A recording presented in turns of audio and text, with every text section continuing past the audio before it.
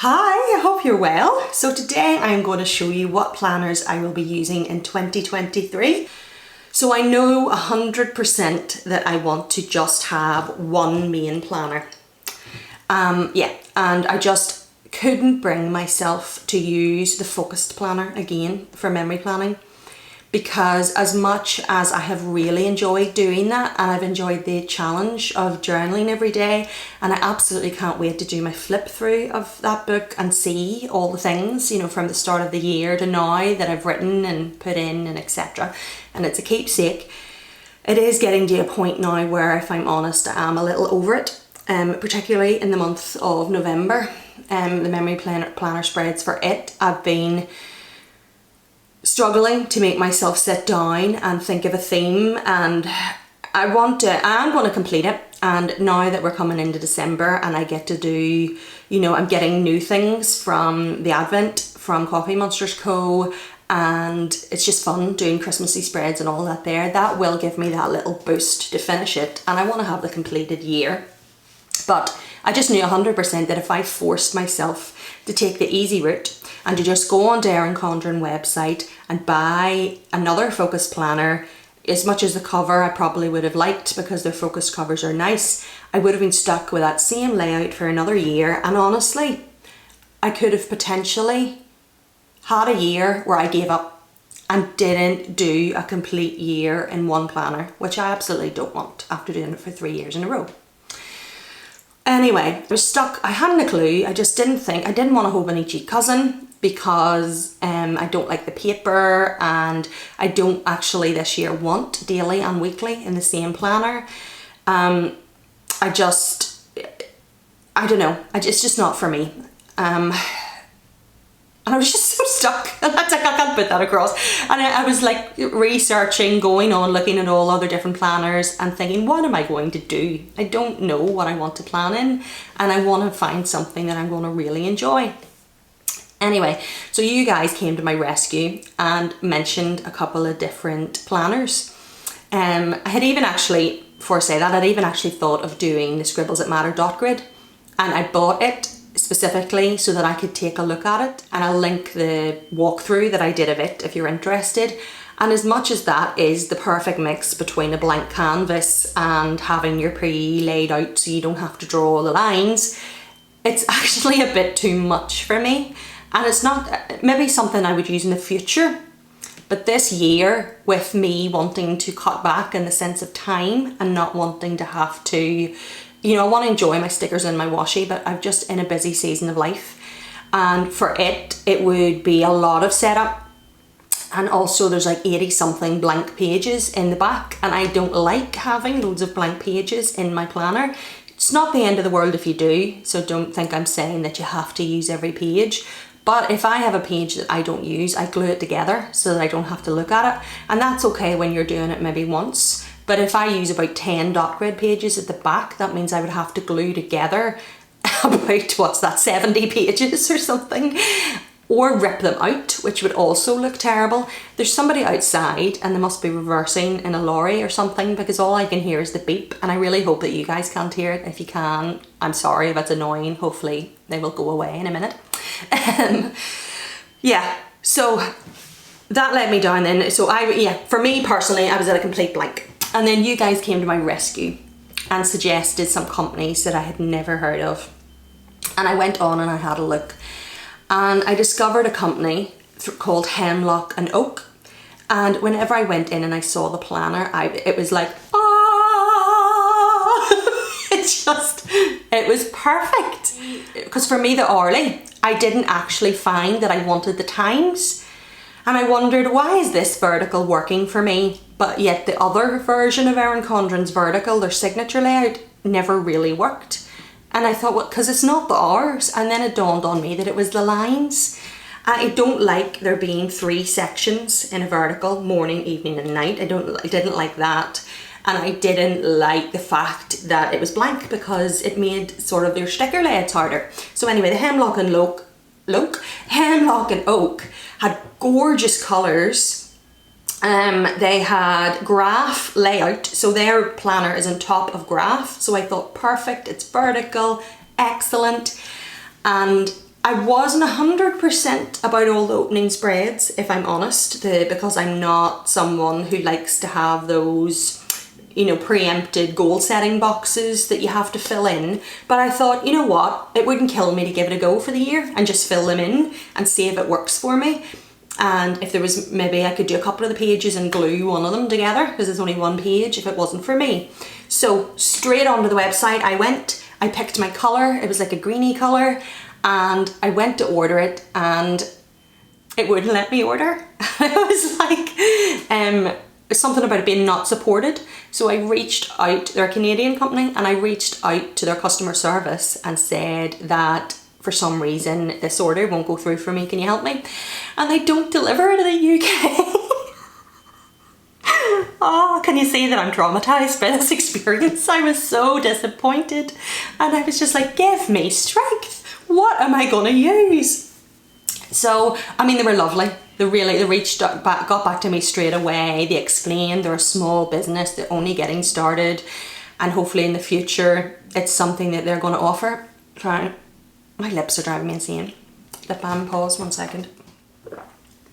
Better. Anyway, so what was I saying there? I've lost my train of thought. So I was right back to the start.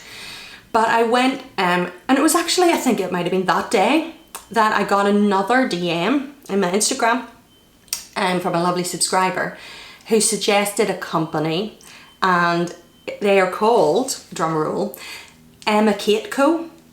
And she said, same thing, it's very neutral, for neutral lovers. They're also a small business and they're based in Australia. A girl, Emma, is the owner of it. So I went on and had a look at the website, and then again that hemlock and oak moment happened, and I knew these are the ones I'm getting. Oh my word, please let them deliver to the UK. So I went on and I bought my planners. So now I'm going to show you what planners I actually got from the Emma Kate Co. and what I'm going to be using them for. Because believe it or not, I actually changed. I bought 2 planners and I've actually changed my mind. I'm still going with Emma Kate Co. company, but I've just changed my mind about which planner I'm using for which thing, and I've actually ordered another planner from her, which I'll explain in a minute, and it's not here yet. So yeah, let's take a look at these planners. Right, so what I'm going to do is I'm going to show you the 2 planners that I have, and then we'll chat about what I'm using them for and why I made the decision to buy a different one, etc. I think that's the least confusing way to do it for you, hopefully. So this is the signature planner, and it's in a vertical layout. So let's open it up and see it. And this is Snow Pea. So it's a 12-month weekly planner. This is the little box it comes in, by the way, and it has some of their planners, it says the words 2023, and then other ones it says 2023. And all her planners and throughout it have this brush letter style font. So yeah, this is the Snow Pea. And initially this I purchased with the intent of it being my everything planner. But it's an A5 and it is their version of an A5, so it's slightly larger. It has this cloth material on it. They don't do vegan leather covers or any other type of cover, they do materials. And this is Snow Pea. So inside it has this gingham pattern, and then you get like sort of, I don't know what's the word, like a mission statement for the year. Thoughts for going into the year of 2023, poem type thing. I don't know how else to describe that. That's written by Emma. And then you go straight into your yearly overview. And on one side it's dot grid, and the other side it has January to December 2023. So it reminds me of like a vintage, like old-fashioned storybook that you would have lifted off your mum's bookshelf or something like that. I don't know why. But then you get your months, and the months, and this is something that's very different for me, are all together at the start. I've only ever had planners where it goes month and then week, month and then week, month and then weeks, if you know what I mean, but this is all the months together at the start. So January, and this is what the layout looks like, and then that keeps going. until you get to December, and each one has a little the brush letter title of the month and the brush letter quote. And then this is the weekly layout. I did have to sacrifice the lines. However, you know, at this point, everything else was perfect, and I had to get over it. I love the fact that it is so neutral. It does have this little set of 3 lines down at the bottom in this section here. The Saturday and Sunday are actually the same amount of space as during the week, but it's made up by how wide it is, because they cut it short, and this week section is down here. This doesn't bother me. So they start on the 5th of December, which I think is really good. You don't have to wait. The first month was January now, but you don't have to wait until January to start using your new planner, which is brilliant. So yeah, this is what the weekly looks like, and it's very faint grey lines, and it's all very... The layout is there, but it's not too much, and there isn't a whole ton of things. Like, if I didn't want that quote, 1 strip of washi, normal washi, not even thick washi, will cover that. So yeah, that's what the weeks look like. And then let's go to the very back. You have 3 ribbons, by the way, that match the planner. And then you get to the very back, and you have your very last week, which is week 53 of December. It goes up to the 31st of December. And then you get your future overview in the same way that you get at the front, with a dot grid page here, January to December 2024. But then you get this layout here, which allows you to future plan. So say you have a lot of doctor's appointments or things coming up, and you're in the month of November or something, and you need to be able to plan out January 2024 before your new planner starts. It has January, February, this layout were 2 months on 1 page. I don't think I'll use it for that. I'm deep in thought at the minute about how I'm going to use this particular spread in my setup. But yeah, you get the whole way through for 6 months. You only go 6 months ahead, so it'll go January to June 2024. And you can have that future looking plan. And then you get 29 dot grid pages. That's counting both sides. So if you want to count them together as spreads, it would be 14, and then you have your blank page at the back.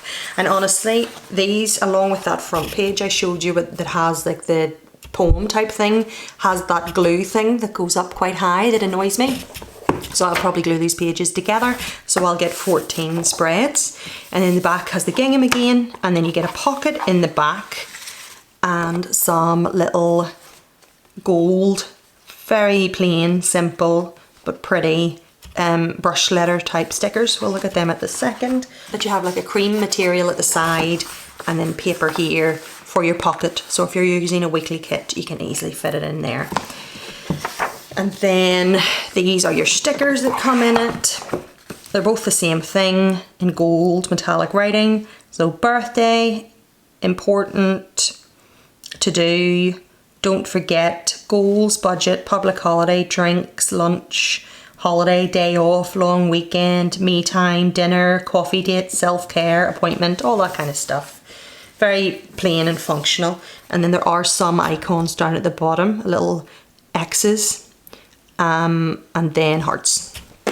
So the side of it is gold with gilded edges. So that's the first one I bought, and then I bought a horizontal version of their planner, and it is in the oat colour. So 2023, it says here, it comes in the box. This is what it looks like. Again, the material, and as you can see, this one actually has the word 2023. It's like a pressed, embossed white writing in brush lettering. And then each planner, depending on the colour you get on the outside, has a different inside. So because this is oat, it has daisies on the inside. But you get your same opening. So the poem thing, the dot grid, and the future overview, all your 12 months together. And then this is your layout for the weekly, which is really good. So you have Monday to Sunday over at the side with the dates in the corner and this long bar for each day. and then dot grid on the other side for the full week. So this would be perfect for an ongoing to-do list for the week, or if you like to draw and you really want to be artistic, or if you want to journal on this side and have your plans on that side. But that's that layout. And the back is the very same. Then you get to the back and you get your dot grid, 2024, 6 months for the future planning, 29 dot grid pages. And then you get to the very back and you have the daisy pattern again and the same style of back cover. They don't have pen loops, which is good because I never use them, to be honest, for me. They have elastic closures. There's your 3 ribbons for that one and the gold. These are stunning. They really are. And they're slightly bigger than an A5. And I really can't put across and how lovely they are in person. Now, what am I using them for? And why did I buy another one? Okay, so as I've said, I want to have one planner that is my functional and my keepsake. So at the beginning of the week, I would fill that planner in like you see me do when you see my hourly plan with me's. But instead of getting to the end of the week and doing a completely separate spread in a memory planner, I would just use all the stickers and things, and throughout the week when I'm planning, fill that planner out each day using my stickers. And then by the time I got to the end of the week, I would have a completed spread and I would plan for the week ahead. Then when I get to the end of the year, I'll have my full planner that I can keep forever, and I don't have that additional time of having to complete 2 planners. Makes sense?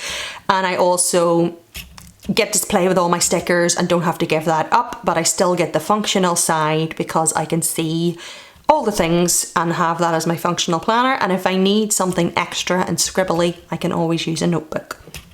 So that was what this planner was going to be for, this vertical layout. But then I actually have really enjoyed in my memory planner this year doing like memory planning in the sense of my socials, my YouTube life and Instagram life. And hold on, I'll show you, just in case you're new. So in the monthly, I've been printing out the thumbnail of what I put up on YouTube.